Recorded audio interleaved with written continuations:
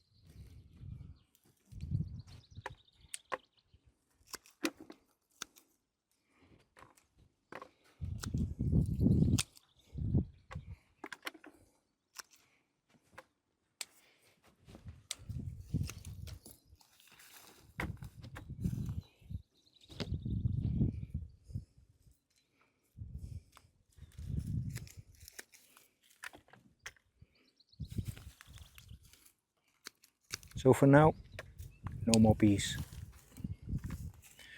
I will spray neem oil for a couple of days. And if you're not familiar with it, neem oil is a natural oil extracted from the neem tree. It helps disrupt feeding and reproduction. But even though it's natural, it's still a broad spectrum insecticide, so it can affect beneficial insects as well. Please use with care. And on top of that, I'll keep checking the plants daily and remove any beetles by hand, although they are surprisingly fast. I'm also hoping that planting more aromatic herbs like dill and basil might help mask the peas a little bit, but honestly, I'm not very optimistic about it because I can't find anything about it, if it works or not. So if you have any tips, please let me know in the comments. For now, no more peas in the garden. Let's hope it will return soon.